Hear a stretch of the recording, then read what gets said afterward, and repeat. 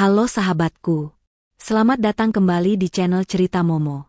Siapa nih di sini yang pernah diremehkan sama keluarga sendiri?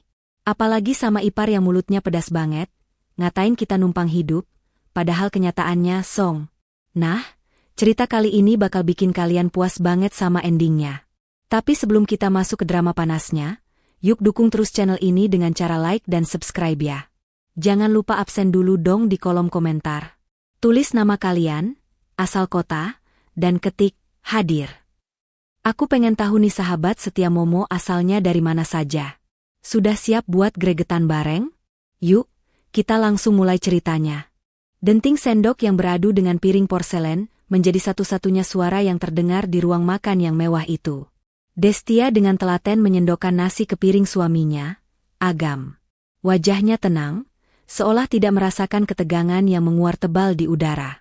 Di hadapan mereka, duduk ibu mertuanya, Bu Ratna, dan adik iparnya, Mila, yang sejak tadi menekuk wajah. Baru saja Agam hendak menyuapkan sendok pertama ke mulutnya, sebuah amplop putih melayang dan mendarat kasar tepat di samping piringnya. Agam tersentak kaget, sendoknya terhenti di udara. Ia menatap amplop itu, lalu menatap adiknya dengan tatapan lelah. "Bayarin, Mas," ucap Mila ketus tanpa menatap kakaknya. Ia sibuk memainkan ponselnya dengan kuku-kuku jari yang baru saja dihias kuteks mahal. Agam menghela napas panjang, meletakkan sendoknya, dan membuka amplop itu. Matanya membelalak saat melihat angka yang tertera di kertas tagihan kartu kredit tersebut. "Mila, ini 10 juta, suara Agam terdengar berat, ada nada putus asa di sana. "Bulan lalu Mas sudah bayarin 5 juta. Kenapa bulan ini malah makin besar? Kamu beli apa saja?" Mila mendengus kasar, akhirnya meletakkan ponselnya di meja dengan keras. "Ya ampun, Mas, itu cuma 10 juta. Mas Agam kan manajer, gajinya gede. Masa buat adiknya sendiri perhitungan sih? Aku tuh butuh tas baru buat wawancara kerja besok biar kelihatan bonafit. Lagian ada biaya perawatan wajah juga. Mas mau punya adik kucel?" Agam memijat pelipisnya yang mendadak pening. "Mas, bukan perhitungan, tapi pengeluaran kita bulan ini lagi banyak. Mobil baru diservis, terus..." Belum sempat Agam menyelesaikan kalimatnya, Destia memberanikan diri untuk bersuara. Dengan nada yang sangat lembut dan hati-hati, ia mencoba menengahi. "Mila," ucap Destia pelan. "Mungkin bulan depan belanjanya bisa dikurangi sedikit. Mas Agam lagi pusing mikirin biaya operasional rumah. Kalau tas kan masih ada yang lama, masih bagus juga." Kata-kata Destia bagaikan bensin yang disiramkan ke api. Mila langsung melotot, matanya menatap tajam ke arah kakak iparnya itu dengan tatapan merendahkan. "Heh, kamu ngapain ikut campur?" bentak Mila, suaranya melengking memenuhi ruang makan. "Siapa kamu berani nasehatin aku? Sadar diri dong, Mbak." "Mila, jaga bicaramu." Agam mencoba melerai, tapi suaranya terlalu lemah, nyaris tak terdengar. Mila justru semakin menjadi-jadi. Ia menunjuk wajah Destia dengan jari telunjuknya. "Asal kamu tahu ya, Mbak, di rumah ini, kamu itu nggak punya hak buat ngatur keuangan kakakku. Kamu itu kerjaannya cuma di rumah, dandan, makan, tidur. Kamu nggak ngehasilin duit sepeser pun." Destia terdiam, tangannya yang memegang gelas air putih sedikit mengerat. Namun, wajahnya tetap datar, tak menunjukkan emosi yang meluap. Ia sudah terlalu biasa mendengar caci maki ini. "Kalau bukan karena kakakku, kamu cuma sampah," ejek Mila penuh kebencian. Kata-kata itu begitu tajam menusuk hati. "Lihat dirimu, dari ujung rambut sampai ujung kaki, siapa yang bayarin? Mas Agam. Kamu itu cuma parasit yang numpang hidup mewah di rumah kakakku. Jadi, tutup mulutmu dan tahu diri." Destia menarik napas dalam-dalam, berusaha meredam gejolak di dadanya. Ia menatap suaminya, berharap ada pembelaan. Namun, Agam hanya menunduk, menghindari tatapan mata istrinya. Pria itu tampak tak berdaya di hadapan adik perempuannya yang dominan. Sudah, suara Bu Ratna akhirnya terdengar. Wanita parubaya itu menyesap tehnya dengan anggun, lalu menatap Destia dengan pandangan yang tak kalah dingin. Destia sempat berharap ibu mertuanya akan membelanya, atau setidaknya menegur Mila karena bicaranya yang kasar. Tapi harapan itu pupus seketika. Mila benar, Destia, ucap Bu Ratna datar.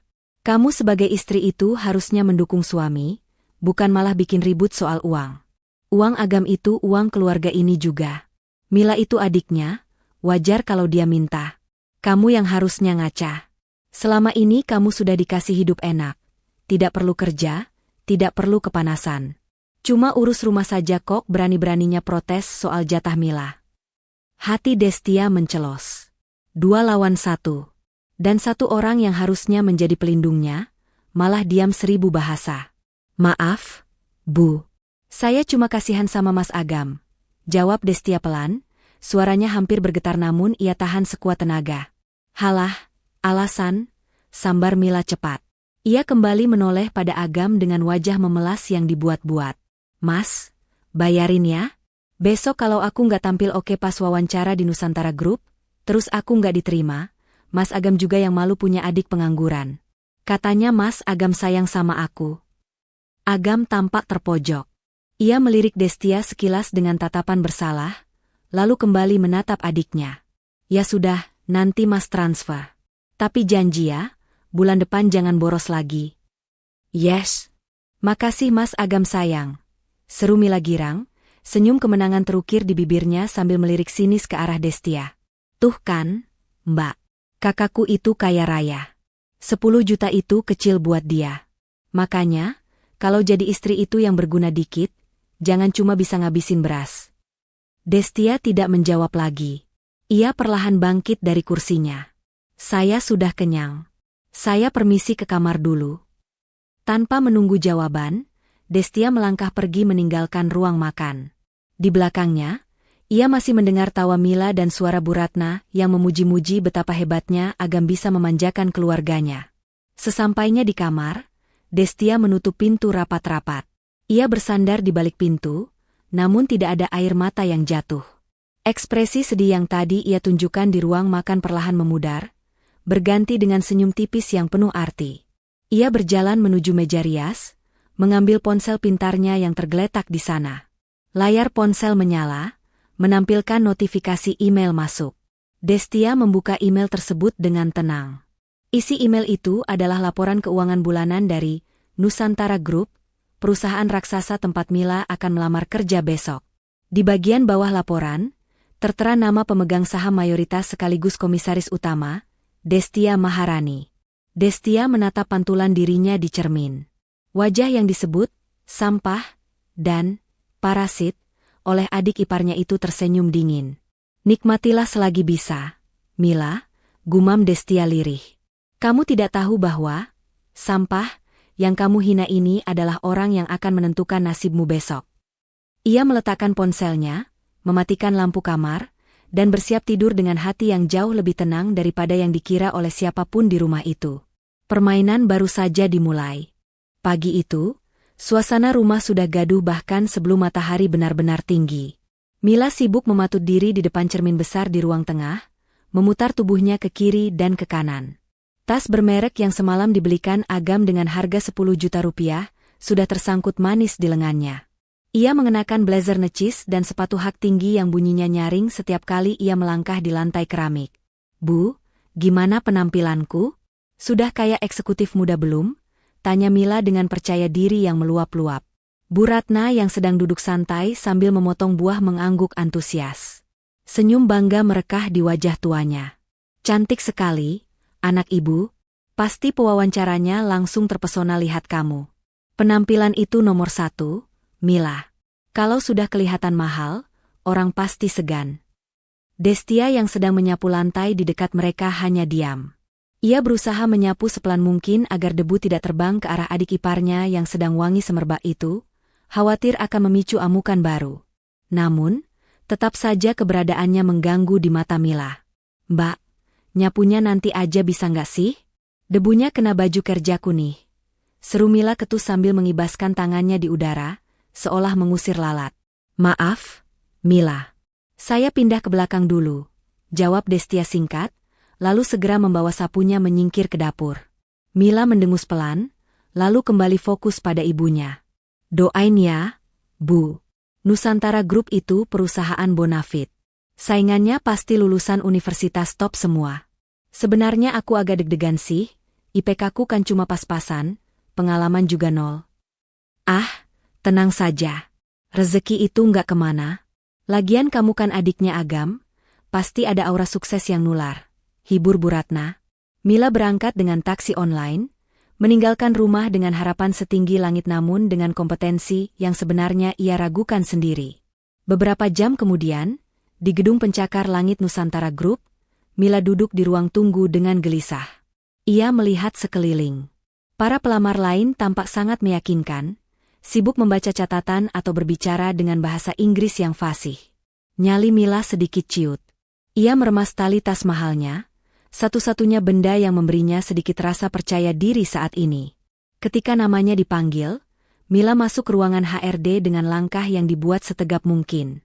Namun, proses wawancara tidak berjalan semulus dugaannya. Pewawancara mencecar beberapa pertanyaan teknis yang membuat Mila tergagap. Ia tidak bisa menjawab soal strategi pemasaran dasar dengan benar.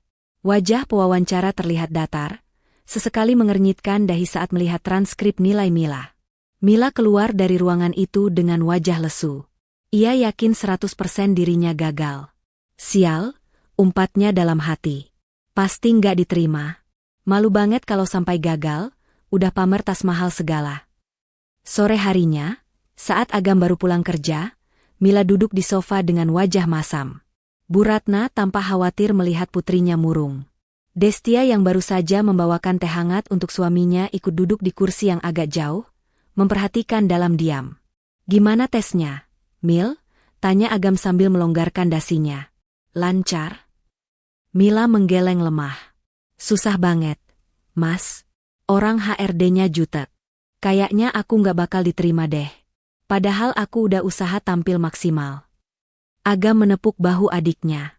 Ya sudah, nggak apa-apa. Kalau belum rezeki, nanti cari di tempat lain. Atau Mas coba tanya teman Mas, barangkali ada lowongan admin di kantornya. Mila cemberut. Ih, ogah jadi admin biasa.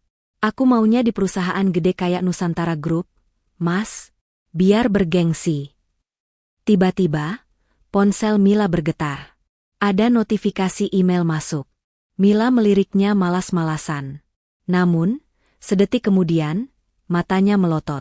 Ia langsung menegakkan punggungnya, membaca baris demi baris tulisan di layar ponselnya dengan mulut menganga. Hah? Demi apa? Teriak Mila tiba-tiba, membuat Bu Ratna dan Agam kaget. Kenapa, Mil? Tanya Bu Ratna panik. Mila melompat dari sofa dan menjerit kegirangan. Aku diterima, Bu. Aku diterima. Gila. Nusantara Group terima aku. Agam ikut tersenyum lebar. Wah, serius? Alhamdulillah. Hebat kamu, Mil. Tuh kan, apa ibu bilang? Sahut Bu Ratna bangga sambil memeluk Mila. Anak ibu memang hebat. Orang HRD-nya pasti tahu kamu punya potensi besar, bukan cuma lihat nilai kertas doang. Mila membusungkan dadanya, rasa percaya dirinya yang sempat hilang kini kembali meledak berkali-kali lipat. Ia menoleh ke arah Destia yang masih duduk tenang dengan cangkir teh di tangannya.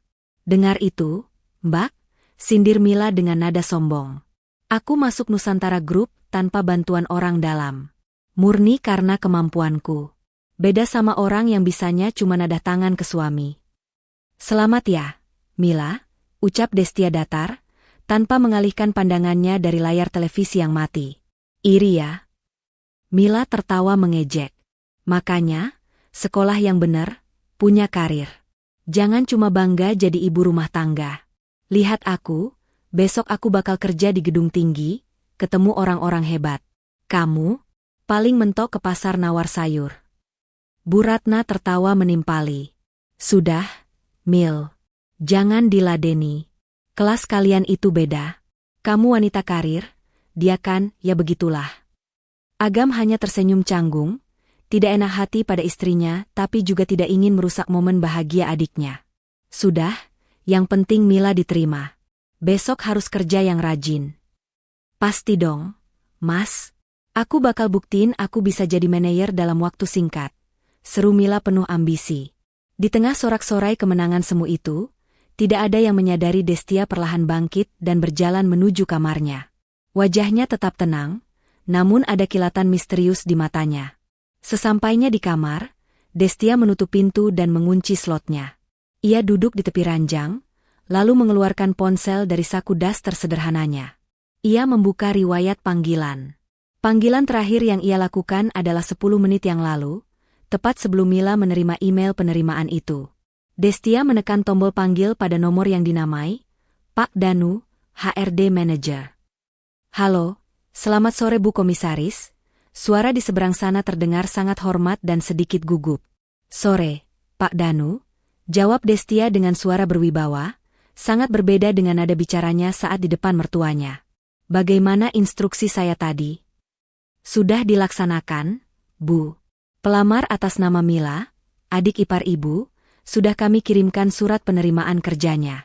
Meskipun mohon maaf Bu, nilainya sebenarnya jauh di bawah standar perusahaan kita. Hasil tes wawancaranya juga kurang memuaskan. Destia tersenyum tipis. Saya tahu. Itu sebabnya saya minta Bapak menerimanya. Baik, Bu. Lalu untuk posisinya? Apakah langsung ditempatkan di staf ahli sesuai lamarannya? Tanya Pak Danu ragu. Terima dia sebagai staf, tapi tempatkan dia di divisi yang paling sibuk. Biarkan dia mulai dari bawah, perintah Destia dingin. Jangan beri perlakuan istimewa sedikit pun. Saya ingin dia belajar bahwa dunia kerja tidak semudah membalikan telapak tangan atau semudah minta uang ke kakaknya. Siap, Bu. Perintah dimengerti. Dan satu lagi, Pak Danu, rahasiakan status saya. Jangan sampai ada satu orang pun di kantor yang tahu hubungan saya dengan perusahaan ini, apalagi sampai bocor ke telinga Mila. Baik, Bu, rahasia terjamin. Destia memutus sambungan telepon. Ia meletakkan ponselnya dan menatap keluar jendela kamar. Di luar sana, Mila masih terdengar tertawa lepas, membanggakan kesuksesannya yang ia kira murni karena kehebatannya sendiri. Destia menarik napas panjang. Ia tidak berniat jahat, ia hanya ingin memberi pelajaran. Terbanglah setinggi yang kamu mau, Mila, gumam Destia lirih. Semakin tinggi kamu terbang dengan sayap kesombongan, semakin kencang angin yang akan menerpa. Malam itu, Destia tidur dengan nyenyak. Sementara di ruang tengah, pesta kecil perayaan Mila baru saja dimulai dengan memesan makanan mahal, yang tentu saja, tagihannya akan kembali disodorkan kepada Agam. 1 bulan berlalu sejak Mila diterima bekerja. Seharusnya, kabar gembira itu membawa angin segar bagi keuangan keluarga, namun kenyataannya justru sebaliknya. Agam pulang ke rumah dengan langkah gontai, dasinya sudah longgar tak beraturan, dan wajahnya tampak 5 tahun lebih tua dari usianya. Ia melempar tas kerjanya ke sofa kamar, lalu menghempaskan tubuhnya ke tepi ranjang dengan helaan napas berat. Destia yang sedang melipat pakaian di sudut kamar, segera menghampiri suaminya. Ia memijat pelan bahu Agam yang terasa kaku. Lembur lagi, Mas? Tanya Destia lembut. Agam mengusap wajahnya kasar. Bukan cuma lembur, Des. Mas pusing. Kepala Mas rasanya mau pecah. Agam merogoh ponselnya, membuka aplikasi perbankan, dan menunjukkannya pada Destia. Saldo yang tertera di sana sangat mengenaskan, nyaris menyentuh batas minimal saldo mengendap. Padahal, ini baru pertengahan bulan. Habis, Des, suara Agam bergetar, menyiratkan keputusasaan yang dalam. Gaji Mas bulan ini ludes. Mila minta uang muka buat beli motor baru katanya, malu kalau ke kantor naik ojek online terus. Ibu minta ganti perabotan ruang tamu karena minggu depan mau ada arisan. Belum lagi bayar listrik, air, dan belanja bulanan. Destia menatap layar ponsel itu dengan tenang, meski hatinya mencelos melihat betapa suaminya diperas habis-habisan oleh keluarganya sendiri. Mila kan sudah kerja, Mas. Apa gajinya belum turun? Agam tertawa getir. Gajinya sudah turun kemarin. Tapi katanya habis buat bayar hutang kartu kredit dia yang lama, sama buat traktir teman-teman kantornya biar dia bisa masuk Circle, pertemanan elit di sana. Ujung-ujungnya, dia minta uang bensin dan uang makan kemas lagi. Agam menunduk dalam-dalam, menyembunyikan wajahnya di telapak tangan. Mas merasa gagal, Des. Mas merasa nggak becus jadi kepala keluarga. Mas kerja banting tulang dari pagi sampai malam, tapi rasanya nggak pernah cukup. Mas malu sama kamu.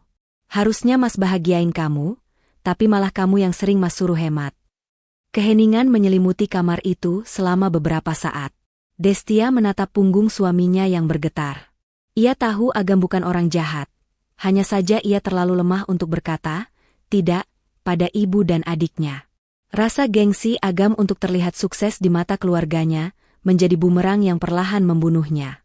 Destia berjalan menuju lemari pakaian, membuka laci kecil yang terkunci, dan mengambil sebuah buku tabungan serta kartu ATM. Ia kembali duduk di samping Agam. Mas, panggil Destia pelan. Agam menoleh, matanya sedikit memerah. Pakai ini dulu. Destia menyodorkan kartu ATM itu ke tangan Agam. Agam mengernyit bingung. Ini apa, Des? Ini tabungan aku. Mas tahu kan sebelum nikah aku sempat kerja sebentar dan dapat warisan sedikit dari almarhum ayah. Aku simpan buat dana darurat. Isinya lumayan, cukup buat nutupin kebutuhan rumah bulan ini sama pegangan Mas sampai gajian bulan depan. Bohong Destia dengan sangat meyakinkan. Padahal, rekening itu adalah salah satu rekening dividen sahamnya yang nilainya jauh lebih besar dari sekadar warisan sedikit. Agam menatap kartu itu dengan ragu. Jangan, Des. Itu uang kamu. Mas nggak berhak. Mas suami aku. Uang aku, uang Mas juga. Ambil saja. Mas transfer ke rekening Mas sekarang biar Mas tenang. Desak Destia sambil tersenyum tulus. Ia mengambil ponsel Agam, membantunya membuka menu transfer, dan memasukkan nominal yang dibutuhkan. Angka yang membuat mata Agam terbelalak. 50 juta rupiah. Des, ini banyak banget? Kamu yakin? Tanya Agam tak percaya. Yakin, Mas. Sudah, transfer saja. Yang penting Mas nggak stres lagi. Mas harus sehat. Kalau Mas sakit siapa yang jagain aku? Dengan tangan gemetar, Agam menyelesaikan transaksi itu. Seketika, beban berat di pundaknya terasa terangkat. Ia menatap Destia dengan pandangan berkaca-kaca, lalu memeluk istrinya erat-erat. Makasih ya, Des. Mas janji bakal ganti uang ini nanti. Mas janji bakal kerja lebih keras lagi, bisik Agam di telinga Destia. Destia membalas pelukan itu sambil menepuk punggung suaminya. Gak usah dipikirin gantinya. Yang penting Mas janji satu hal sama aku. Apa itu? Jangan bilang sama ibu atau Mila kalau ini uang dari aku. Bilang saja ini bonus dari kantor Mas atau hasil proyek sampingan Mas. Aku nggak mau mereka mikir macam-macam atau malah merendahkan Mas karena pakai uang istri. Agam melepaskan pelukannya, menatap wajah istrinya dengan rasa kagum bercampur haru. Ia tidak menyangka Destia begitu menjaga kehormatannya sebagai suami, bahkan di saat ia sedang terpuruk. Kamu istri yang terlalu baik buat Mas, Des. Iya, Mas janji. Keesokan paginya, suasana di meja makan kembali ceria. Agam, yang semalam terlihat seperti mayat hidup, kini sudah kembali segar dengan senyum percaya diri. Ia meletakkan beberapa lembar uang ratusan ribu di atas meja, di depan Bu Ratna. Bu, ini tambahan buat belanja arisan nanti. Beli kue yang enak, jangan yang murah. Biar ibu nggak malu sama teman-teman ibu, ucap Agam dengan nada bangga. Mata Bu Ratna berbinar-binar melihat uang merah itu. Alhamdulillah. Wah, anak ibu memang paling top. Tahu saja ibu lagi butuh tambahan.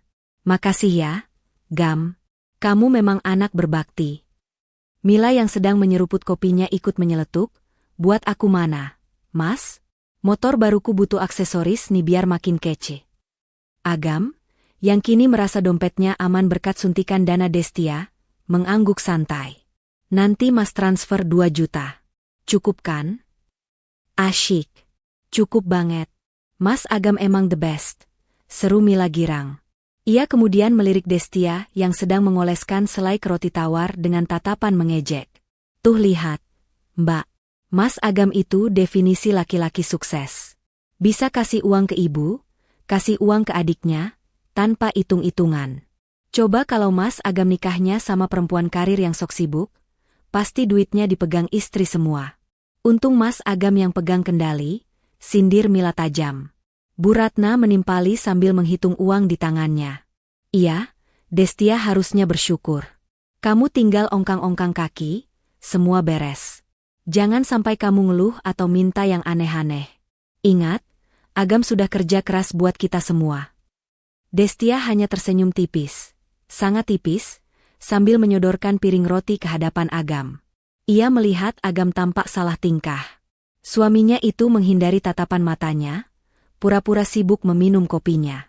Ada rasa bersalah yang jelas terpancar di wajah Agam karena membiarkan kebohongan ini terus berlanjut, membiarkan keluarganya memuja dirinya di atas pengorbanan istrinya. Dimakan rotinya, Mas.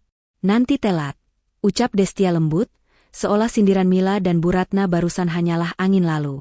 Agam mengangguk cepat. Iya, Des. Makasih. Dalam hati, Destia mencatat kejadian pagi ini. Kebohongan demi menjaga gengsi ini memang membuat suasana rumah tenang untuk sementara waktu. Namun, Destia tahu, ini hanyalah bom waktu. Uang 50 juta itu tidak akan bertahan selamanya dengan gaya hidup Mila dan Bu Ratna yang semakin menjadi-jadi. Dan ketika uang itu habis, Agam akan kembali jatuh ke lubang yang sama, tapi kali ini, lubangnya akan jauh lebih dalam. Nikmatilah peranmu sebagai raja, Mas. Batin Destia sambil menatap suaminya yang berangkat kerja diiringi pujian selangit dari ibu dan adiknya. Karena sebentar lagi, topeng itu akan terasa sangat berat untuk kamu pakai. Gedung kaca Nusantara Group menjulang tinggi membelah langit kota, menjadi simbol prestise bagi siapa saja yang melangkahkan kaki di dalamnya. Namun, bagi Mila, gedung ini hanyalah panggung baru untuk memamerkan betapa berkelasnya hidup yang ia jalani. Baru 1 bulan bekerja, nama Mila sudah menjadi buah bibir di divisinya. Bukan karena prestasinya yang gemilang, melainkan karena tingkah lakunya yang seolah ia adalah pemilik perusahaan. Dengan tas bermerek yang baru dibelinya minggu lalu dan sepatu hak tinggi yang berdetak nyaring, Mila berjalan melewati kubikel rekan-rekannya tanpa sedikitpun melempar senyum. Heh, itu sampah di bawah meja tolong diberesin ya. Bau tahu nggak? Ganggu konsentrasi saya. Perintah Mila seenaknya pada seorang staf office bau, OB, parubaya yang sedang mengepel lantai lorong. Nada bicaranya tinggi, membuat beberapa karyawan lain menoleh. Pak Ujang, OB yang usianya jauh di atas Mila, mengangguk sopan sambil menunduk. Maaf, Mbak Mila. Nanti saya bersihkan setelah lantai ini kering. Sekarang, Pak, saya nggak mau tahu. Kalau sepatu mahal saya kotor gara-gara debu di situ, Bapak mau ganti? Gaji Bapak setahun juga nggak bakal cukup buat beli sepatu ini. Bentak Mila sambil menunjuk sepatu barunya yang mengkilap. Seorang senior divisi, Mbak Arini, yang sejak tadi memperhatikan, akhirnya tidak tahan. Ia berdiri dari kursinya dan menghampiri meja Mila. Mila, tolong jaga bicaramu. Pak Ujang itu orang tua, bicaralah yang sopan. Lagi pula, tugasmu pagi ini merekap data penjualan minggu lalu, kenapa belum selesai? Tegur Arini tegas. Mila memutar bola matanya malas. Ia bersandar di kursinya dengan gaya meremehkan. Duh, Mbak Arini, santai sedikit kenapa sih? Data itu gampang, nanti juga selesai. Lagian ya, Mbak, saya kerja di sini itu cuma buat isi waktu luang. Kakak saya itu pengusaha sukses, manajer top di perusahaan multinasional. Gaji saya di sini MAH nggak sebanding sama uang jajan yang dikasih kakak saya. Arini menggeleng tak percaya melihat arogansi anak baru itu. Ini tempat kerja profesional, Mila. Tidak ada yang peduli siapa kakakmu. Kalau kinerjamu buruk dan attitudemu minus begini, kamu bisa kena SP. Coba aja kalau berani laporin, tantang Mila dengan senyum sinis. Saya yakin HRD bakal mikir 2 kali buat negur saya. Aura orang kaya itu beda, Mbak. Nggak bisa disamain sama karyawan biasa yang hidupnya pas-pasan nunggu tanggal muda. Keributan kecil itu ternyata tidak luput dari perhatian. Di lantai paling atas, di sebuah ruangan besar dengan dinding kaca satu arah, Pak Surya, sang direktur utama, berdiri memperhatikan layar monitor CCTV yang menampilkan suasana divisi tempat Mila bekerja. Ia melihat jelas bagaimana Mila menunjuk-nunjuk Pak Ujang dan berdebat dengan Arini. Wajah Pak Surya mengeras. Sebagai pemimpin yang merintis karir dari bawah, ia paling benci melihat karyawan yang tidak punya etika. Tangannya sudah gatal ingin memecat anak baru yang sombong itu saat itu juga. Ia meraih telepon di mejanya, namun kemudian teringat satu nama yang memiliki kekuasaan lebih tinggi darinya di gedung ini. Pak Surya mengurungkan niatnya memanggil HRD, dan beralih mengambil ponsel pribadinya. Ia mencari sebuah kontak yang disimpan dengan nama, Ibu Deka, Dewan Komisaris. "Selamat siang, Bu," sapa Pak Surya dengan nada sangat hormat begitu panggilan tersambung. "Siang, Pak Surya. Ada perkembangan?" Suara tenang Destia terdengar dari seberang sana. Suara itu kontras sekali dengan citra ibu rumah tangga sederhana yang selama ini ia tampilkan di depan keluarganya. "Maaf mengganggu waktu Ibu. Saya hanya ingin melaporkan mengenai karyawan baru atas nama Mila, adik ipar Ibu," lapor Pak Surya hati-hati. "Perilakunya sudah mulai meresahkan divisi, Bu. Hari ini dia membentak staf kebersihan dan menantang seniornya. Dia terus-menerus membawa nama kakaknya sebagai tameng. Jujur saja Bu, ini sudah mencoreng budaya kerja perusahaan kita." Hening sejenak di ujung telepon. Pak Surya menunggu instruksi, berharap ia diberi lampu hijau untuk menendang Mila keluar. Apakah dia melakukan kesalahan fatal yang merugikan keuangan perusahaan, Pak Surya? Tanya Destia datar. "Belum, Bu. Sejauh ini baru masalah etika dan kinerja yang lambat." "Bagus. Kalau begitu, tahan dulu," perintah Destia. Pak Surya mengernyit bingung. "Tahan, Bu? Maksud Ibu, kita biarkan saja dia bersikap seperti itu?" "Benar. Biarkan dia merasa di atas angin. Biarkan dia merasa dia yang paling hebat dan paling berkuasa di sana." Suara Destia terdengar dingin dan penuh perhitungan. "Kalau Bapak pecat dia sekarang, dia hanya akan pulang ke rumah, menangis pada suaminya dan ibunya, lalu menyalahkan perusahaan Bapak yang tidak profesional. Dia tidak akan belajar apa-apa." Destia memberi jeda sebentar, seolah sedang menyusun bidak catur di kepalanya. "Saya ingin dia jatuh saat dia merasa posisinya paling tinggi. Saat dia merasa tidak tersentuh. Naikkan egonya, Pak Surya. Jangan ditegur keras dulu. Biarkan dia menumpuk kesalahan-kesalahannya sampai menjadi bukit yang akan menimbunnya sendiri nanti." Pak Surya menelan ludah. Ia merinding mendengar strategi atasan tertingginya itu. Balas dendam yang elegan namun mematikan. "Saya mengerti, Bu. Jadi strategi kita diamkan saja?" "Bukan didiamkan, tapi diawasi. Catat semua kesalahannya, sekecil apapun. Kumpulkan buktinya. Nanti akan ada waktunya kita buka rapor itu di hadapan semua orang," pungkas Destia. "Baik, Bu. Laksanakan. Oh ya, Bu, undangan untuk pesta gala tahunan bulan depan sudah kami siapkan. Apakah Ibu akan hadir sebagai tamu VVIP?" "Tentu. Itu akan menjadi panggung utamanya, Pak Surya. Pastikan Mila mendapatkan undangan itu dan pastikan dia tahu bahwa dia harus membawa pasangannya. Saya ingin melihat wajahnya saat dia tahu siapa sebenarnya yang dia sebut sampah." "Siap, Bu Dewan Komisaris." Sambungan telepon terputus. Pak Surya kembali menatap layar CCTV. Di sana, Mila terlihat sedang tertawa lepas bersama seorang rekan kerjanya yang sepertinya baru saja berhasil ia pengaruhi, sambil sesekali memamerkan jam tangan barunya. Pak Surya menggeleng pelan sambil bergumam, "Kasihan sekali kamu, Nak. Kamu sedang menggali kuburanmu sendiri," sambil tertawa. Sementara itu, di rumah, Destia meletakkan ponselnya di atas meja dapur. Ia kembali melanjutkan kegiatannya memotong sayuran untuk makan malam. Wajahnya kembali menjadi wajah istri yang penurut dan sederhana. Namun, di dalam hatinya, hitungan mundur sudah dimulai. "Terbanglah, Mila," bisik Destia pada pisau dapur yang berkilat di tangannya. "Langitnya masih luas. Tapi ingat, aku yang memegang kendali cuacanya." Suasana kantor Nusantara Group pagi itu terasa berbeda dari biasanya.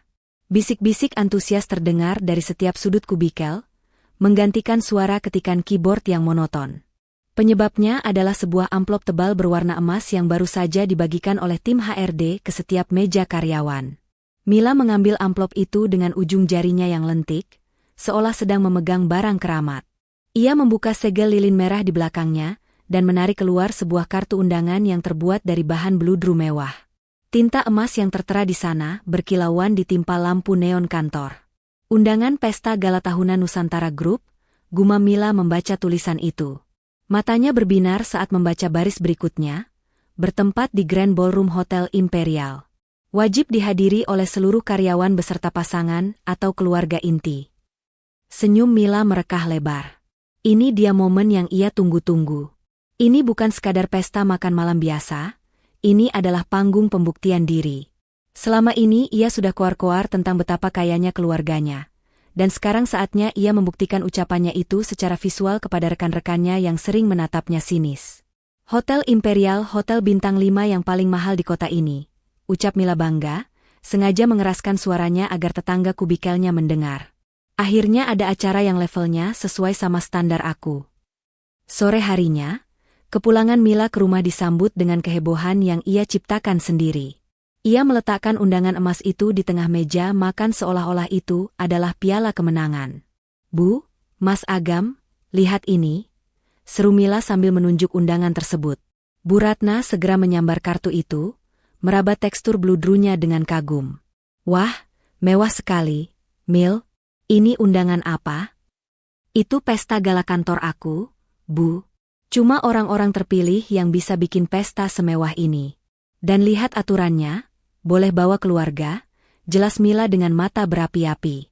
Ia beralih menatap kakaknya yang baru saja melonggarkan dasi dengan wajah lelah. "Mas Agam wajib datang," perintah Mila tanpa basa-basi. "Mas harus jadi pendamping aku di sana. Mas harus pakai jas Mas yang paling mahal, jam tangan yang waktu itu Mas beli, pokoknya Mas harus kelihatan kayak CEO sukses. Aku mau pamer ke teman-teman kantor kalau kakakku itu bukan orang sembarangan." Agam menghela napas panjang, menyandarkan punggungnya di kursi makan. Wajahnya menyeratkan keengganan. Pesta seperti itu berarti pengeluaran lagi. Ia harus memikirkan bensin, mungkin harus laundry jas mahalnya, atau bahkan Mila akan minta dibelikan sepatu baru lagi untuk acara itu. "Harus banget ya, Mil? Mas lagi banyak kerjaan di kantor, takutnya lembur," elak Agam halus. "Ih, Mas Agam." Mila menghentakkan kakinya seperti anak kecil. "Ini kesempatan langka. Mas tega biarin adiknya datang sendirian? Nanti dikira aku bohong soal kekayaan Mas. Pokoknya Mas harus datang. Titik. Mas kan manajer, masa acara ginian aja nggak bisa atur waktu?" Bu Ratna ikut menimpali, membela putri kesayangannya. "Iya, Gam. Turuti saja kemauan adikmu. Sekali-sekali kamu muncul di lingkungan elit, siapa tahu nambah relasi bisnis juga buat kamu. Jangan bikin adikmu kecewa." Agam yang tidak pernah bisa menang melawan dua wanita ini, akhirnya mengangguk pasrah. Iya, Mas datang." Mila bersorak girang. Namun, senyumnya sedikit memudar saat ekor matanya menangkap sosok Destia yang sedang menghidangkan sayur lodeh di meja makan. Destia tampak tenang, seolah tidak tertarik dengan pembicaraan mereka. Namun, aturan di undangan itu jelas tertulis, pasangan. Jika Agam datang, aneh rasanya jika istrinya tidak ikut, apalagi jika kolega Mila bertanya. Mila menatap Destia dengan pandangan menilai, dari ujung rambut yang digelung sederhana, hingga ujung kaki yang hanya beralaskan sandal rumah biasa. Ada keraguan besar di wajah Mila. "Mbak Destia." Panggil Mila dengan nada yang dibuat-buat manis namun penuh racun. Destia menoleh, menatap adik iparnya dengan sorot mata teduh. "Ya, Mila. Sebenarnya di undangan ini boleh bawa pasangan. Jadi, ya terpaksa Mas Agam harus bawa kamu juga," ucap Mila setengah hati. "Tapi aku minta satu hal ya, Mbak." Mila mendekatkan wajahnya, menatap Destia tajam. "Tolong, sadar diri. Ini pesta kelas atas. Yang datang itu direktur, komisaris, orang-orang kaya beneran. Jangan sampai penampilan Mbak bikin malu aku dan Mas Agam." "Maksud kamu?" tanya Destia pelan. "Ya maksudku, jangan pakai baju-baju pasar Mbak yang murahan itu. Jangan dandan menor kayak ondel-ondel, tapi jangan juga kucel kayak pembantu. Pokoknya Mbak harus bisa ngimbangin Mas Agam. Kalau nggak punya baju bagus, bilang. Nanti biar Mas Agam beliin, atau sewa kek. Jangan sampai teman kantorku nanya, itu pembantunya Agam ya." "Kan aku yang malu," cecar Mila tanpa rem. Agam tampak tidak nyaman mendengar ucapan adiknya yang terlalu kasar, tapi lagi-lagi, ia diam saja. Ia hanya melirik Destia dengan tatapan meminta maaf yang klise. Destia terdiam sejenak. Hinaannya semakin spesifik. Mila benar-benar tidak tahu bahwa pesta itu sebenarnya diadakan menggunakan uang dari keuntungan perusahaan yang saham mayoritasnya dimiliki oleh Destia. Bahwa Destialah yang menyetujui anggaran untuk pesta mewah itu agar karyawannya senang. Destia tersenyum tipis.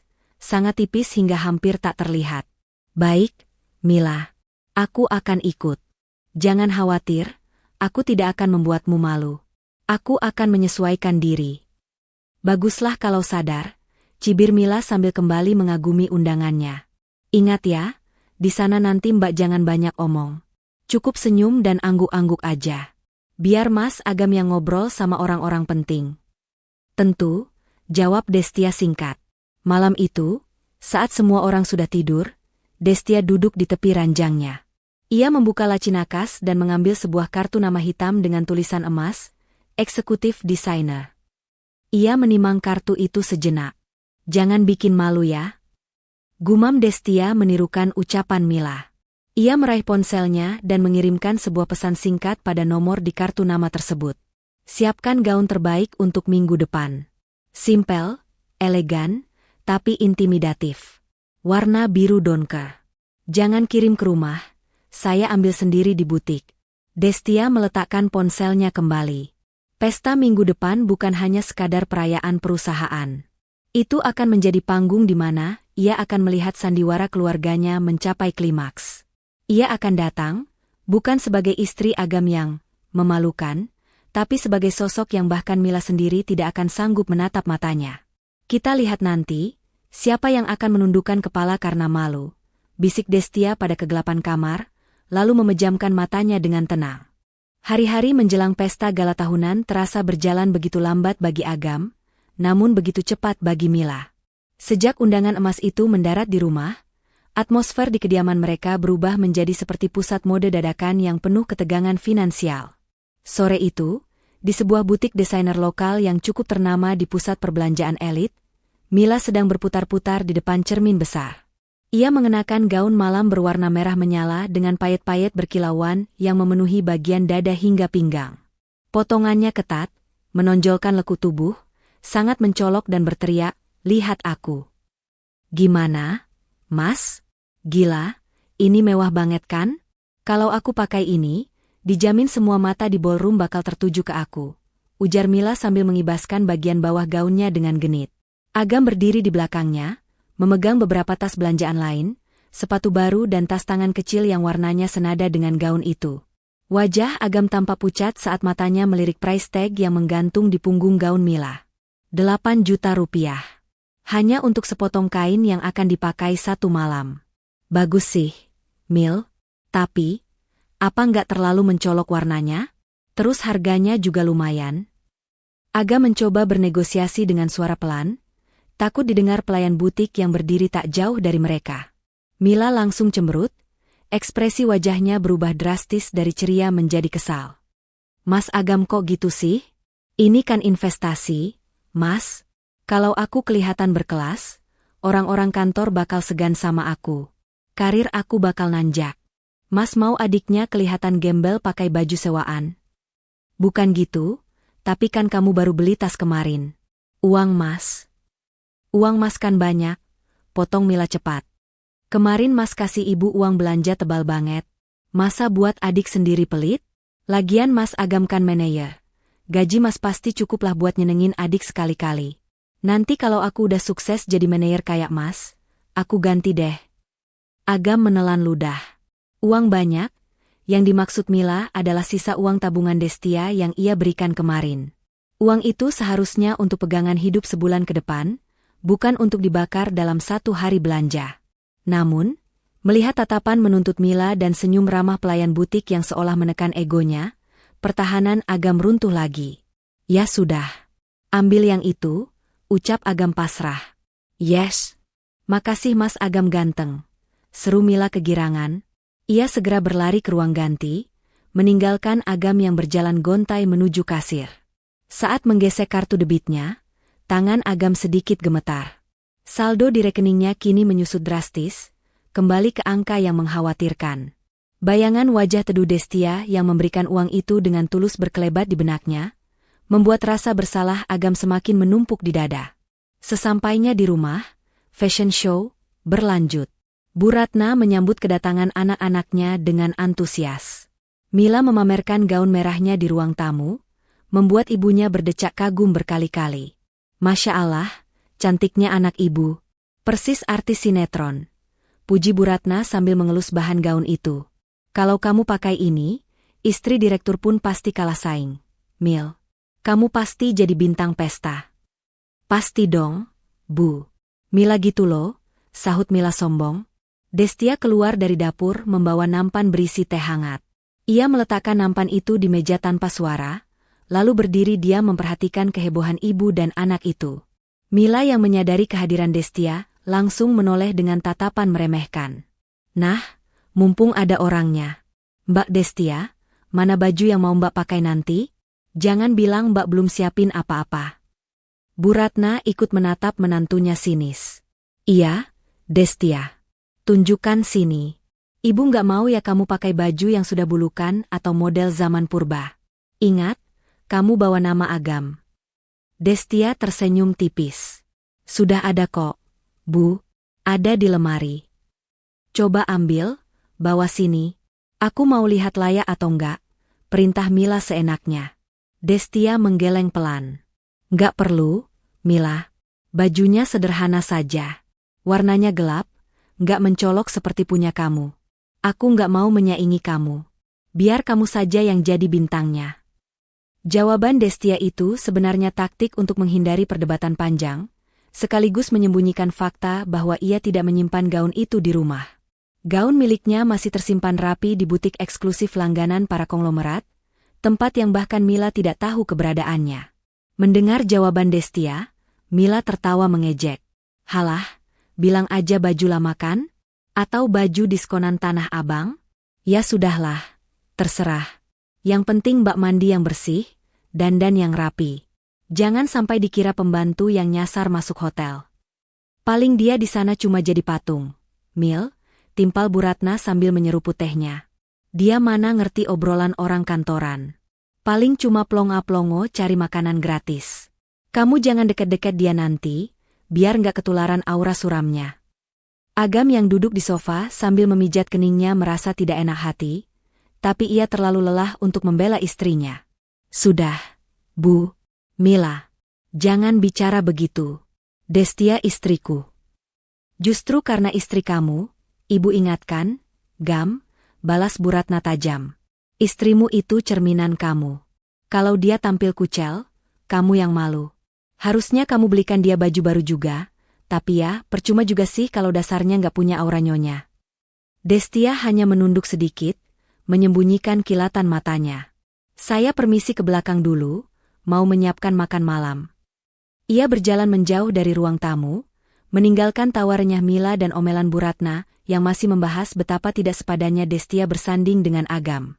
Di dapur yang sepi, Destia mencuci piring dengan gerakan tenang namun bertenaga. Air keran mengalir deras, meredam suara dari ruang depan. Sederhana, gumam Destia pada dirinya sendiri. Ia teringat gaun yang sudah ia pesan. Gaun itu memang terlihat sederhana di mata orang awam karena tidak penuh payet atau warna neon. Namun, gaun itu terbuat dari sutra kualitas terbaik di dunia, dengan potongan timeles karya desainer yang biasa melayani ibu negara. Harganya 10 kali lipat dari gaun merah norak yang dibanggakan Mila. Ditambah dengan satu set perhiasan berlian minimalis yang selama ini ia simpan di brankas bank, penampilan Destia nanti bukan untuk mencari perhatian, tapi untuk menunjukkan power. Tunggu saja, Bu Ratna, Mila, bisik Destia, mematikan keran air. Kalian akan melihat perbedaan antara orang kaya baru, yang berisik dengan pemilik tahta, yang sebenarnya. Malam semakin larut. Di kamar, Agam sudah tertidur pulas karena kelelahan, dengkurannya terdengar halus. Destia duduk di sisi ranjang, menatap wajah suaminya. Ada rasa kasihan, tapi juga kekecewaan yang mendalam. Agam memilih jalan ini, jalan di mana ia membiarkan istrinya diinjak-injak demi ego keluarganya. Destia membuka ponselnya, mengecek satu pesan masuk dari Pak Surya. Bu, seat arangemen sudah diatur. Meja Ibu ada di baris paling depan, meja VVIP nomor 1. Meja Pak Agam dan Ibu Mila ada di baris tengah, meja nomor 45. Apakah perlu diubah? Jari Destia menari di atas layar, mengetik balasan singkat. Biarkan begitu. Jarak itu perlu untuk memperjelas posisi kami nanti.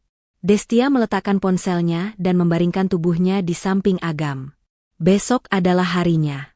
Hari di mana topeng-topeng akan terbuka, dan realita akan menghantam mereka yang selama ini hidup dalam gelembung kesombongan. Pesta Gala Tahunan Nusantara Group akan menjadi malam yang tak terlupakan, terutama bagi seorang Mila. Lampu gantung kristal raksasa yang menghiasi lobi Hotel Imperial memantulkan cahaya keemasan ke seluruh penjuru ruangan, menciptakan atmosfer kemewahan yang menyilaukan mata. Malam itu, lobi hotel dipenuhi oleh tamu-tamu berpakaian necis, wangi parfum mahal yang saling bertabrakan di udara. Sebuah taksi online berhenti di depan lobi. Pintu terbuka, dan turunlah sepasang sepatu hak tinggi berwarna merah menyala, diikuti oleh gaun merah penuh payet yang berkilauan ditimpa cahaya lampu. Mila melangkah keluar dengan dagu terangkat tinggi, seolah ia adalah selebriti yang sedang berjalan di karpet merah. Di belakangnya, Aga menyusul dengan setelan jas yang ia beli 2 tahun lalu. Wajahnya tampak sedikit tegang memikirkan biaya taksi yang baru saja ia bayar dengan saldo yang kian menipis. Terakhir, Destia turun dari sisi pintu yang lain. Penampilannya sangat kontras dengan adik iparnya. Destia mengenakan gaun panjang berwarna biru donker, navy blue, dengan potongan alain yang jatuh sempurna di tubuhnya. Tidak ada payet, tidak ada manik-manik yang menyilaukan. Hanya kain sutra halus yang membalut tubuhnya dengan elegan, dipadukan dengan clutch hitam kecil dan rambut yang disanggul modern namun rapi. Di lehernya, melingkar sebuah kalung berlian kecil dengan satu mata soliter yang memancarkan kilau tajam namun tersembunyi. Mila menoleh ke arah Destia dan langsung mendengus meremehkan. Ia memindai penampilan kakak iparnya dari atas ke bawah dengan tatapan mencela. Ya ampun, Mbak Destia, komentar Mila pedas, suaranya cukup keras hingga beberapa orang di dekat pintu masuk menoleh. Ini pesta gala, bukan acara melayat. Kenapa bajunya gelap dan polos begitu sih? Nggak ada glamor-glamornya sama sekali. Kebanting banget sama aku. Agam yang berdiri di antara mereka tampak gelisah. Sudah, Mil. Bagus kok, kelihatan rapi. Rapi doang nggak cukup. Mas, ini tuh high class event. Bantah Mila sambil membenarkan tatanan rambutnya. Ya sudahlah. Untung Mbak Destia jalannya di belakang.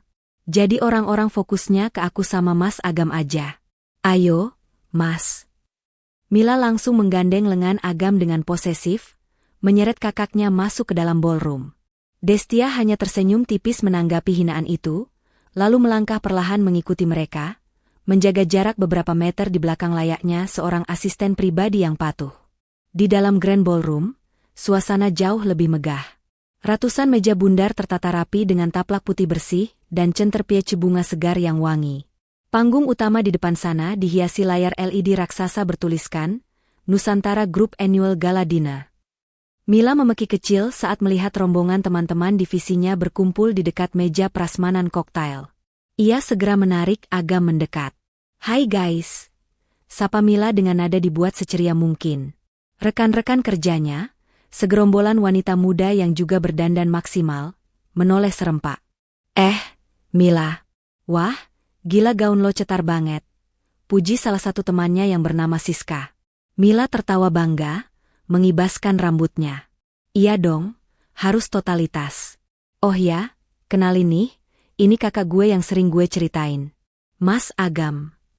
Agam tersenyum canggung, mengulurkan tangan. Agam. Mas Agam ini manajer investasi di perusahaan multinasional lo, tambah Mila cepat, melebih-lebihkan jabatan kakaknya demi gengsi. Dia yang fasilitasi semua outfit gue malam ini. Biasalah, kakak sayang adik. Teman-teman Mila menatap Agam dengan pandangan kagum yang dibuat-buat.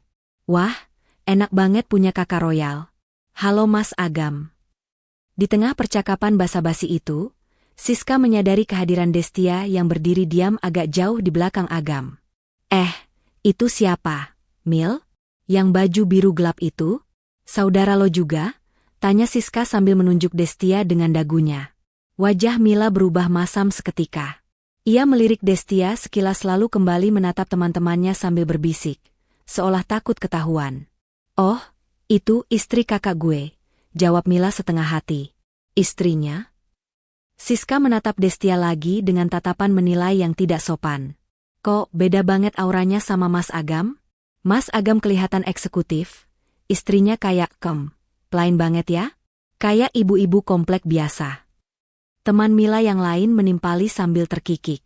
Kirain tadi asisten rumah tangga lo yang diajak buat bawain tas. Mil? Soalnya dia diam aja di situ kayak orang bingung. Mila tertawa renyah mendengar ejekan itu. Bukannya membela, ia malah memanasi suasana. SSST, jangan kenceng-kenceng, nanti orangnya dengar. Ya gitulah. Namanya juga ibu rumah tangga murni. Dunianya cuma kasur sama dapur, jadi maklum aja kalau dia kaku masuk hotel bintang 5 begini. Gue aja sebenarnya malu ngajak dia, takut ngerusak pemandangan. Destia mendengar semua itu. Telinganya menangkap jelas setiap kata yang diucapkan adik ipar dan teman-temannya. Namun, ekspresi wajahnya tidak berubah sedikit pun. Ia tetap berdiri tegak, memegang klatnya dengan santai. Matanya menyapu seisi ruangan, mengamati para tamu undangan yang hadir. Dari kejauhan, ia melihat Pak Surya sedang berbincang dengan beberapa direktur cabang. Mata Pak Surya sempat bertemu dengan mata Destia. Sang direktur utama itu hampir saja membungkukkan badan secara refleks. Namun Destia memberikan isyarat mata yang sangat halus, sebuah kedipan pelan, meminta Pak Surya untuk tetap diam dan tidak mendekat dulu. Pak Surya mengerti, ia segera mengalihkan pandangannya, kembali berpura-pura tidak melihat sang pemilik tahta. Mas Agam, ambilin minum dong buat kita. Rengek Mila manja, memutus kontak mata Destia dengan Pak Surya. Iya, sebentar. Agam bergegas menuju meja minuman, meninggalkan Destia sendirian dikelilingi serigala-serigala bergaun pesta. Mila kembali asyik mengobrol dengan teman-temannya, sengaja memunggungi Destia. Destia akhirnya memilih untuk mundur, mencari sudut yang lebih tenang di dekat pilar besar. Ia tidak tertarik untuk bergabung dalam percakapan kosong yang hanya berisi pameran tas dan gosip kantor. Saat sedang berdiri sendirian, seorang pelayan lewat membawa nampan canape. Destia mengambil satu dengan anggun. Gerakan tangannya, cara ia memegang gelas minumannya, memancarkan keanggunan alami yang tidak bisa dipelajari secara instan. Beberapa tamu pria tua yang duduk di meja VIP sempat melirik ke arah Destia, mengenali aura mahal yang tidak dipahami oleh Mila dan teman-temannya. Gaun sutra itu, bagi mata yang terlatih, jelas bukan barang murah. Itu adalah karya seni. Tiba-tiba, suara MC terdengar menggema dari pengeras suara, meminta seluruh hadirin untuk menempati meja masing-masing karena acara inti akan segera dimulai. Ayo guys, kita duduk. Meja kita di mana? Tanya Mila heboh. Kita di meja nomor 45, agak tengah, jawab Siska. Mila segera menarik lengan Agam yang baru kembali membawa minuman. Ayo mas, kita duduk. Mbak Destia, ayo buruan. Jangan lelet, nanti dikira nggak dapat kursi. Destia mengikuti mereka menuju meja nomor 45. Meja itu letaknya cukup strategis, namun jelas bukan meja utama. Di sekeliling mereka adalah staf level menengah dan junior. Mila duduk dengan bangga, meletakkan tas mahalnya di atas meja agar semua orang bisa melihat logonya. Agam duduk di sebelahnya, menyeka keringat dingin di dahinya karena AC ruangan yang dingin tidak mampu mendinginkan kecemasannya berada di lingkungan yang asing ini. Destia duduk di kursi yang tersisa, tepat di sebelah Agam. Ia duduk dengan punggung tegak, tenang dan diam. Duh, semoga makanannya enak ya. Katanya catering hotel ini mahal banget per pax-nya. Oceh Mila tak henti-henti. Oh ya, dengar-dengar nanti ada door prize motor juga. Mas Agam harus doain aku menang ya. Lampu ruangan perlahan meredup, menyisakan lampu sorot yang terpusat ke panggung. Musik orkestra yang megah mulai dimainkan sebagai pembuka. MC pria dan wanita naik ke panggung dengan semangat. Selamat malam keluarga besar Nusantara Group. Selamat datang di malam apresiasi yang penuh bintang ini. Tepuk tangan gemuruh membahana di seluruh ruangan. Mila bertepuk tangan paling kencang, wajahnya berseri-seri. Ia merasa inilah dunia yang seharusnya ia tinggali. Dunia gemerlap, tepuk tangan, dan pengakuan. Dan malam ini, lanjut sang MC dengan suara berat dan dramatis, adalah malam yang sangat spesial. Karena untuk pertama kalinya dalam 5 tahun terakhir, sosok yang memegang kendali tertinggi di perusahaan kita, yang selama ini bekerja dalam senyap membawa Nusantara Group menuju puncak kesuksesan, hadir di tengah-tengah kita. Suasana mendadak hening penuh antisipasi. Mila menyenggol lengan Agam. "Tuh kan Mas, komisaris utama dateng. Katanya orangnya misterius banget. Pasti orang tua bangka yang galak." MC melanjutkan, "Mari kita sambut dengan hormat, Bapak Direktur Utama kita, Bapak Surya, yang akan memberikan sambutan sekaligus memperkenalkan pimpinan tertinggi kita." Pak Surya naik ke atas panggung diiringi tepuk tangan sopan. Wajahnya serius namun ada senyum bangga yang tersungging di bibirnya. Ia berdiri di podium, memandang ke seluruh penjuru ruangan, matanya berhenti sejenak tepat di meja nomor 45, menatap lurus ke arah wanita bergaun biru gelap yang duduk tenang di sana. Mila yang merasa Pak Surya melihat ke arah mejanya langsung berbisik panik namun girang pada Agam. Mas, Pak Surya liatin ke sini. Kayaknya dia ngenalin aku deh sebagai karyawan baru yang potensial. Gila, aku diperhatiin direktur utama."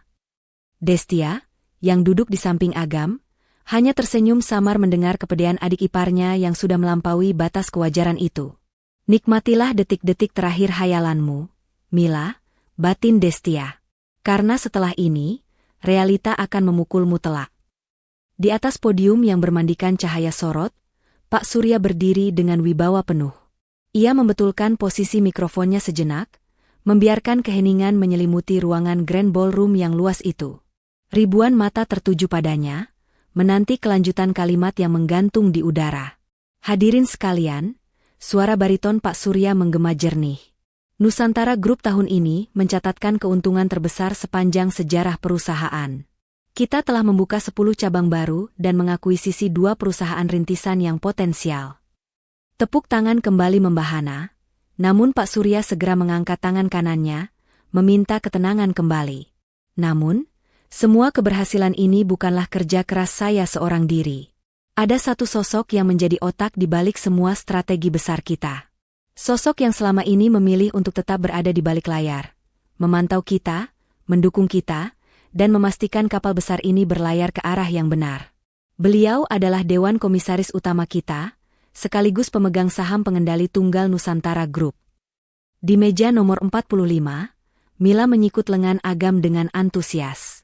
Matanya berbinar-binar penuh ambisi.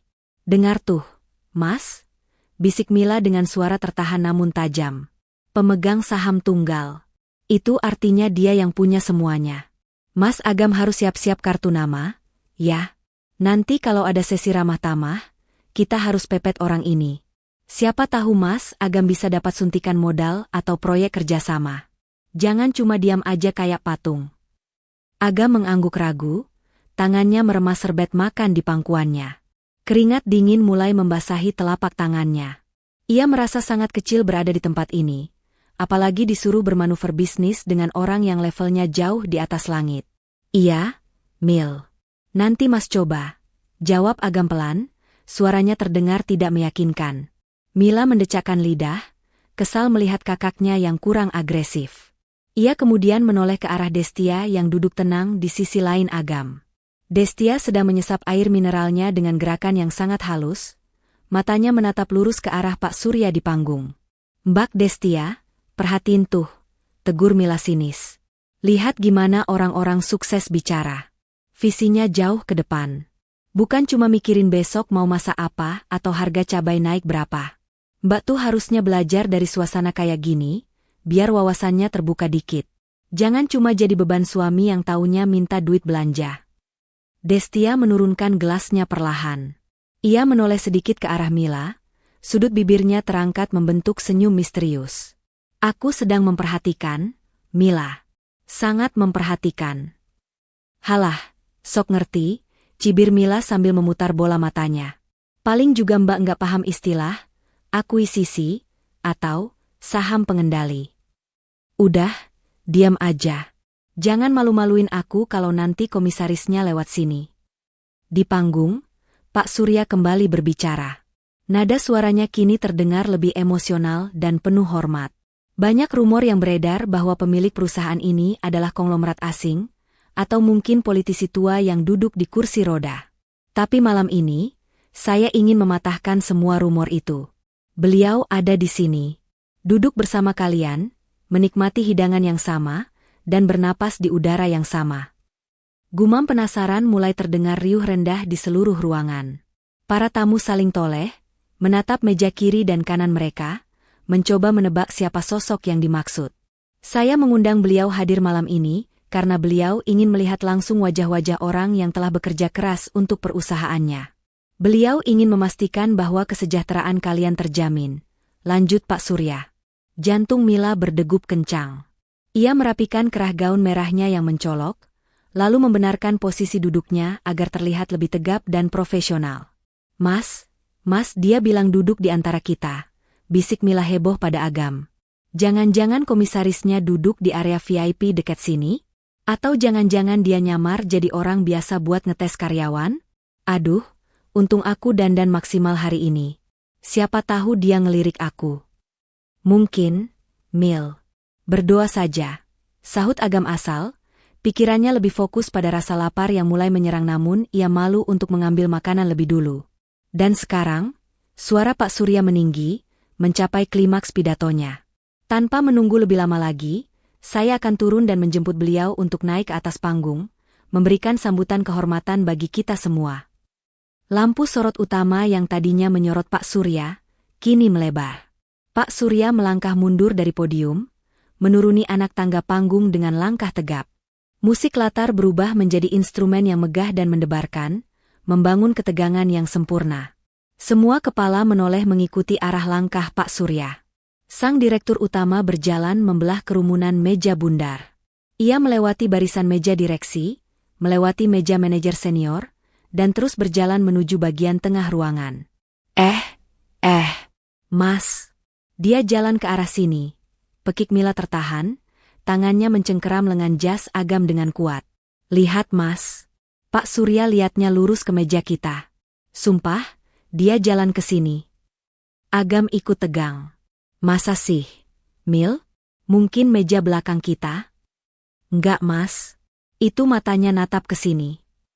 Mila panik sekaligus girang luar biasa. Aduh, gimana nih? Penampilanku udah oke belum? Mas Agam, dasinya rapihin. Cepetan. Mila sibuk mematut diri, merasa yakin bahwa dirinyalah yang menjadi pusat perhatian. Dalam otaknya yang dipenuhi fantasi, ia membayangkan Pak Surya akan menghampirinya, memuji kinerjanya sebagai karyawan baru yang fenomenal, dan mungkin memberinya promosi dadakan di depan semua orang. Pak Surya semakin dekat. 10 meter. 5 meter. Jantung Mila serasa mau copot. Ia melihat Pak Surya tersenyum. Senyum itu mengarah tepat ke meja nomor 45. Mas, berdiri Mas. Kita harus sambut. Perintah Mila. Dengan percaya diri selangit, Mila berdiri dari kursinya. Ia mengembangkan senyum lebar yang sudah ia latih di depan cermin, siap mengulurkan tangan untuk menyambut bos besarnya. Agam, yang bingung dan terbawa arus kepanikan adiknya, ikut berdiri dengan canggung. Hanya satu orang yang tetap duduk tenang di meja itu. Destia. Destia tidak bergeming sedikit pun. Ia hanya meletakkan clutch hitamnya di atas meja dengan gerakan lambat, lalu menautkan jari-jarinya di pangkuan dengan anggun. Tatapan matanya bertemu pandang dengan Pak Surya yang kini hanya berjarak beberapa langkah saja. Mila, yang sudah berdiri dan menghalangi pandangan Destia, merentangkan tangannya sedikit, bersiap untuk momen bersejarah dalam hidupnya. Selamat malam, Pak Sur. Sapa Mila dengan suara manis yang dibuat-buat, tangannya terulur ke depan. Namun, dunia Mila seakan berhenti berputar detik itu juga. Pak Surya tidak menghentikan langkahnya di depan Mila. Ia tidak menyambut uluran tangan Mila. Ia bahkan tidak menoleh sedikit pun pada wanita bergaun merah yang berdiri menghalanginya itu. Dengan gerakan halus namun tegas, Pak Surya menggeser tubuhnya sedikit ke samping. Melewati Mila begitu saja seolah adik ipar Agam itu hanyalah tiang penyangga gedung yang tak kasat mata. Senyum Mila membeku di udara. Tangannya yang terulur menggantung hampa. Pak Surya berhenti tepat di samping kursi tempat Destia duduk. Suasana di sekitar meja 45 mendadak senyap, seolah oksigen tersedot habis keluar ruangan. Orang-orang di meja sebelah menahan napas, mata mereka terbelalak menyaksikan pemandangan yang tak masuk akal itu. Sang direktur utama yang disegani ribuan karyawan itu perlahan menundukkan badannya, membungkuk dalam posisi hormat yang sangat dalam, posisi yang hanya dilakukan seorang bawahan kepada atasan tertingginya.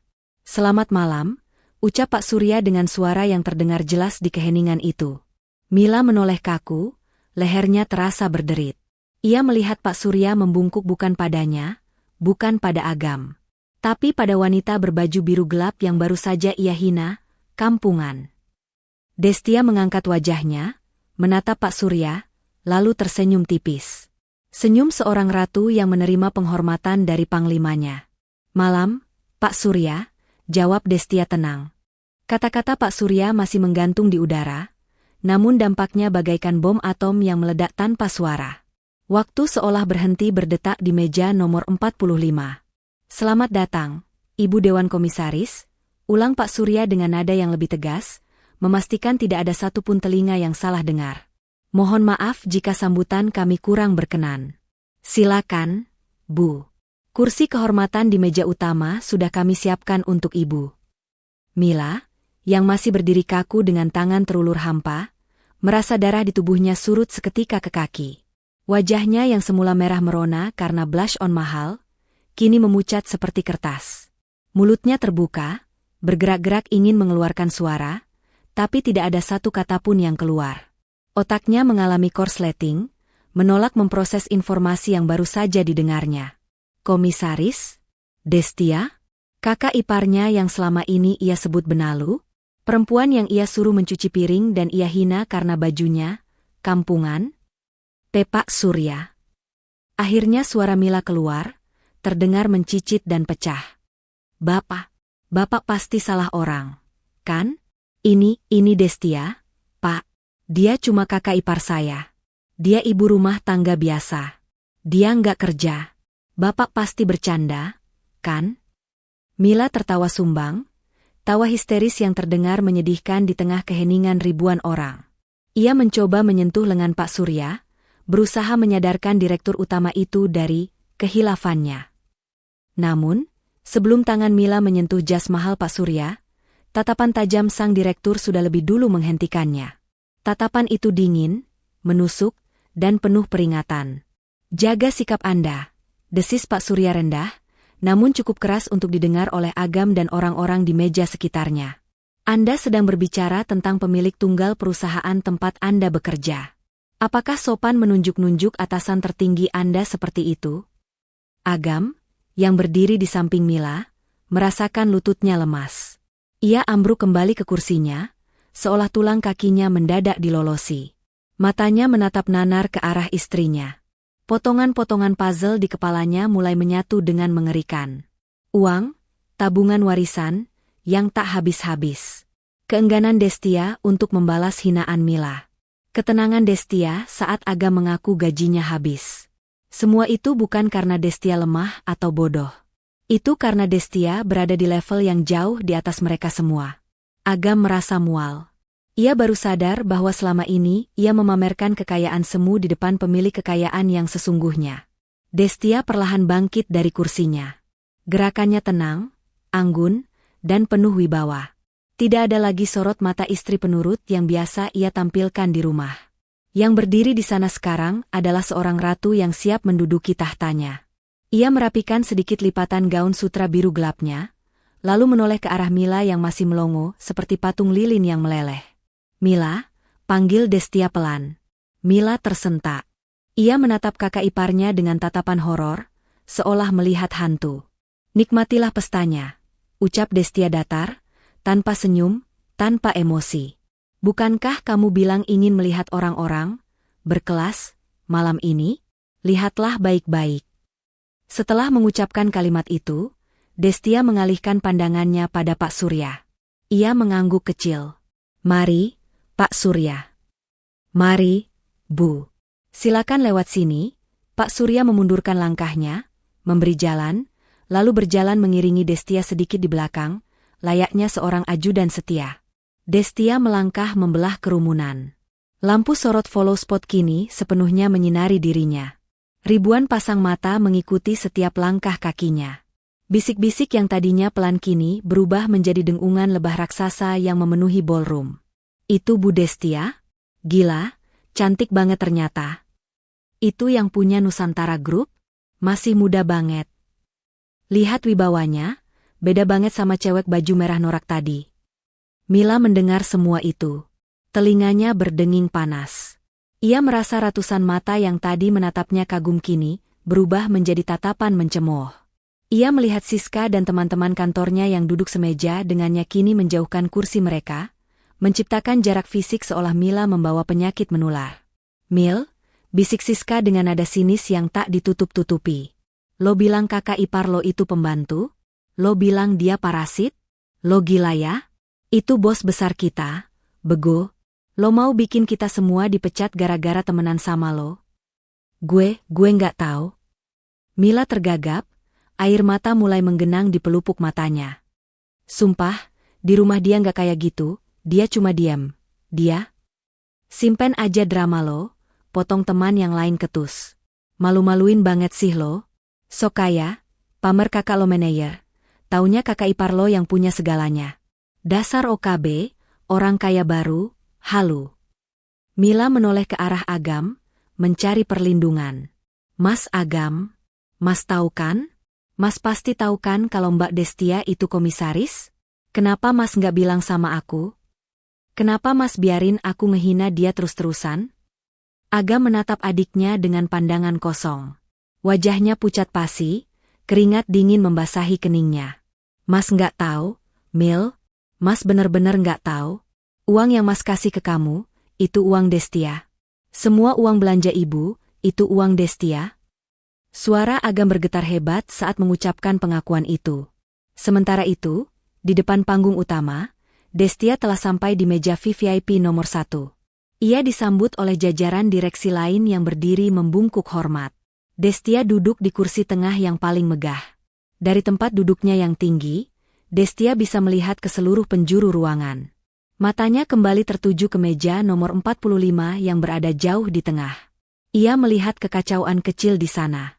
Ia melihat Mila yang kini duduk merosot di kursinya, menutupi wajahnya dengan tangan. Ia melihat Agam yang menunduk dalam, tak berani mengangkat wajah. Pak Surya membungkuk di samping telinga Destia. "Bu, apakah kita perlu memanggil mereka ke depan sekarang? Atau menunggu acara selesai?" Destia mengambil gelas kristal berisi air mineral di depannya, menyesapnya sedikit untuk membasahi kerongkongannya yang kering. "Panggil mereka setelah pidato saya," perintah Destia tenang. "Bawa mereka ke ruang rapat VVIP di belakang panggung. Termasuk ibu mertua saya jika dia ada di daftar tamu, tapi sepertinya dia tidak diundang." "Baik, Bu. Hanya suami dan adik ipar ibu." Destia meletakkan gelasnya. Ia berdiri dan berjalan menuju podium. Saat ia memegang mikrofon, seluruh ruangan hening seketika. Hening yang mencekam, namun penuh rasa hormat. "Selamat malam, rekan-rekan semua." Suara Destia mengalun lembut namun tegas melalui pengeras suara, memenuhi setiap sudut ruangan hingga ke telinga Mila yang berdenging. "Malam ini saya berdiri di sini bukan hanya untuk merayakan keuntungan perusahaan. Tapi saya ingin berbicara tentang satu hal yang sering dilupakan oleh manusia ketika mereka merasa memiliki sedikit kekuasaan." Destia menatap lurus ke arah kamera yang menayangkan wajahnya ke layar raksasa. Wajah cantiknya terpampang jelas, diperbesar ribuan kali lipat, sehingga Mila yang duduk jauh pun bisa melihat sorot mata dingin itu seolah menatap langsung ke jiwanya. "Integritas dan rasa tahu diri," ucap Destia menekan setiap suku katanya. Di meja nomor 45, Mila merasa lehernya seperti dicekik. Ia tahu, dua kata itu ditujukan khusus untuknya. Pesta yang seharusnya menjadi panggung kemenangannya, kini berubah menjadi pengadilan terbuka yang paling mengerikan dalam hidupnya. Dan palu hakim sudah diangkat, siap diketuk untuk menjatuhkan vonis kehancuran baginya. Pintu ruang VVIP yang berat dan kedap suara itu tertutup perlahan, memisahkan hiruk-pikuk pesta di luar dengan keheningan yang mencekam di dalam.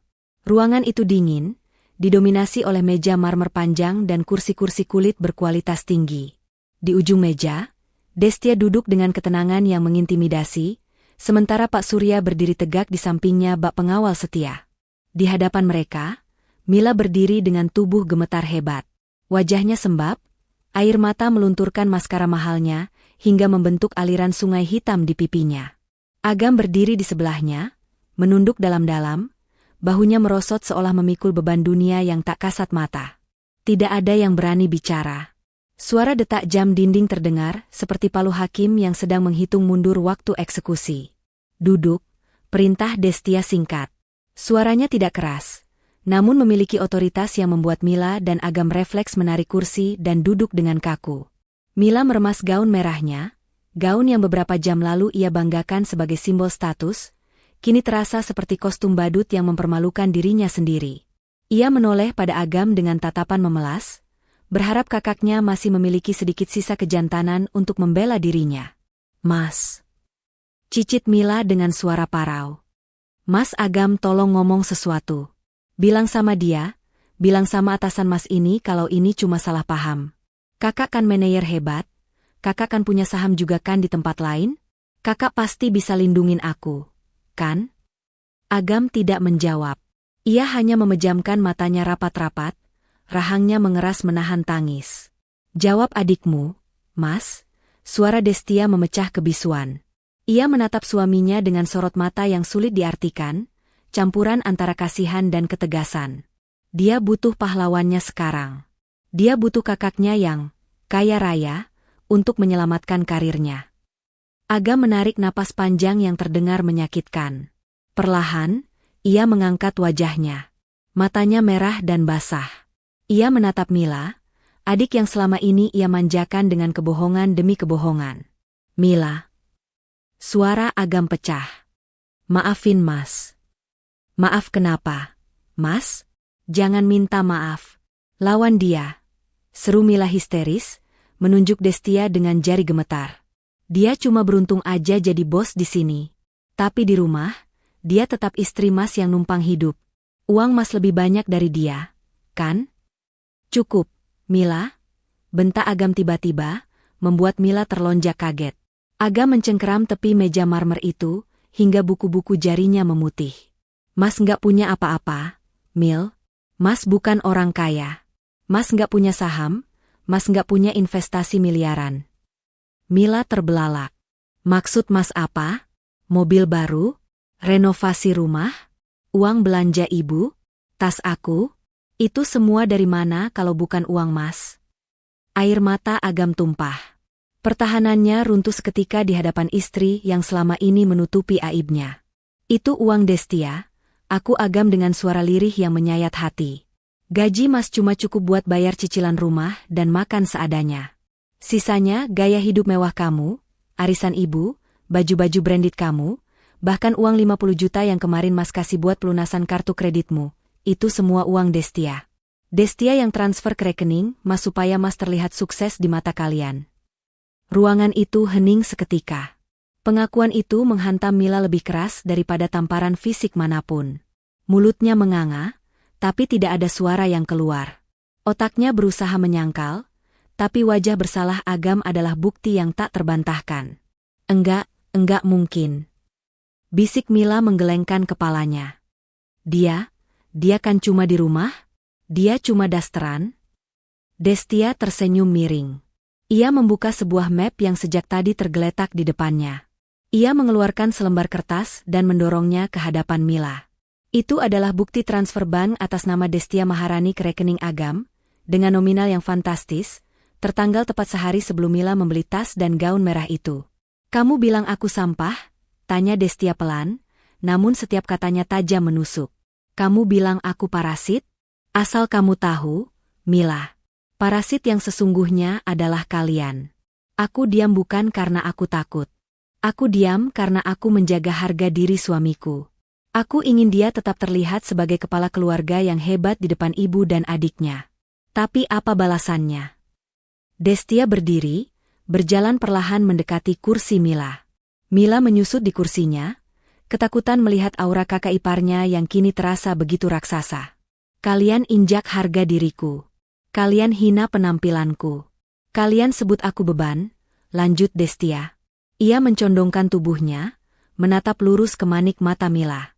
Mila, gaun yang kamu pakai, tas yang kamu pamerkan ke teman-temanmu, bahkan makanan yang kamu makan setiap hari di rumah, semua itu dibeli dari uang, sampah, ini.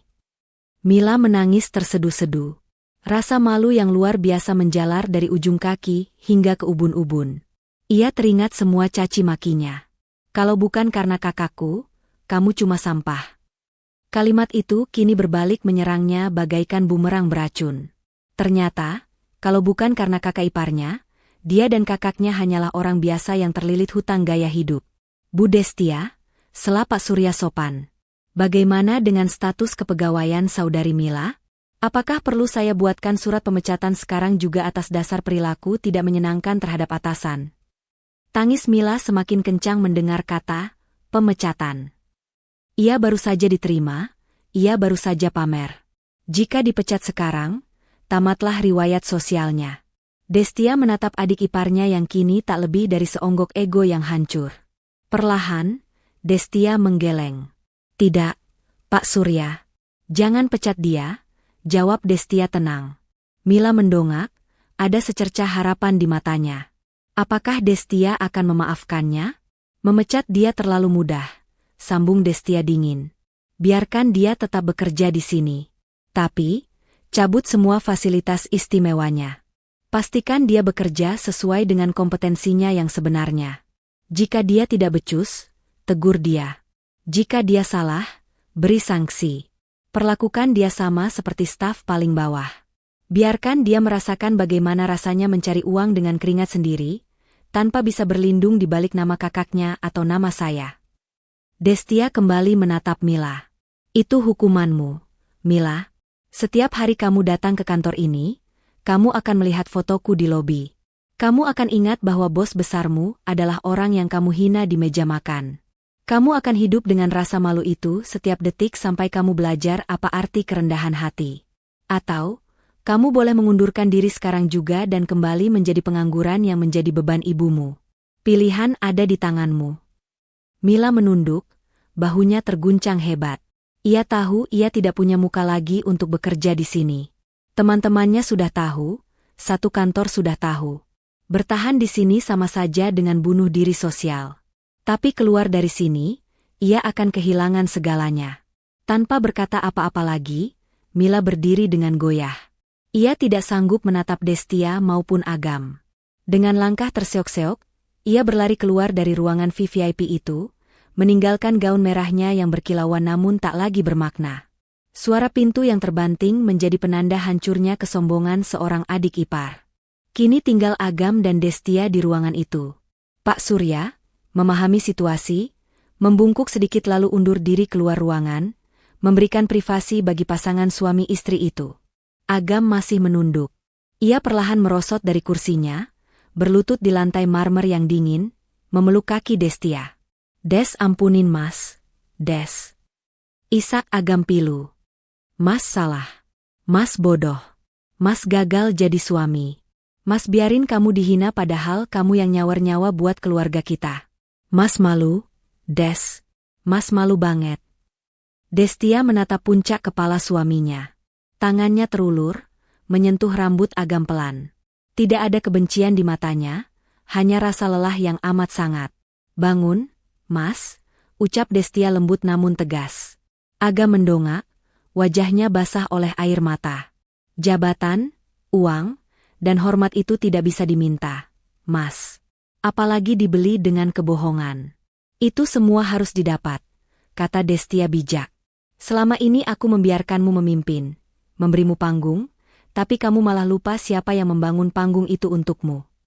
Destia menarik tangannya. Malam ini, pulanglah ke rumah ibu. Tenangkan ibumu yang pasti akan kaget mendengar cerita Mila. Jelaskan semuanya pada ibu, sejelas-jelasnya. Jangan ada lagi kebohongan. Katakan siapa yang sebenarnya membiayai hidup kalian selama ini. Terus, kita gimana? Des? Kamu mau ninggalin Mas? Tanya Agam ketakutan. Aku butuh waktu, Mas. Jawab Destia sambil membalikkan badan, berjalan menuju jendela kaca besar yang menampilkan pemandangan kota di malam hari. Aku tidak akan menceraikanmu hari ini. Tapi pintu rumah kita tertutup untukmu sampai kamu bisa datang kembali sebagai Agam yang baru. Agam yang tidak butuh validasi dari orang lain. Agam yang bisa menghargai istrinya bukan karena uangnya, tapi karena keberadaannya. Agam terdiam. Ia tahu ia pantas mendapatkan hukuman ini. Ia perlahan bangkit, menghapus air matanya, dan mengangguk. Baik, Des. Mas akan perbaiki semuanya. Mas akan mulai dari nol. Mas akan buktikan Mas pantas jadi suami kamu lagi, bukan karena uang kamu, tapi karena Mas sendiri. Agam berjalan keluar dengan langkah berat namun lebih jujur dari sebelumnya. Ia meninggalkan gedung mewah itu bukan sebagai kakak kaya raya, melainkan sebagai seorang pria biasa yang baru saja ditampar oleh realita untuk bangun dari mimpi tidurnya. Destia berdiri sendirian di ruangan besar itu, menatap pantulan dirinya di kaca jendela. Ia bukan lagi istri yang diam. Ia bukan lagi sampah. Malam ini, ia telah membersihkan hidupnya dari racun yang selama ini menggerogoti kebahagiaannya.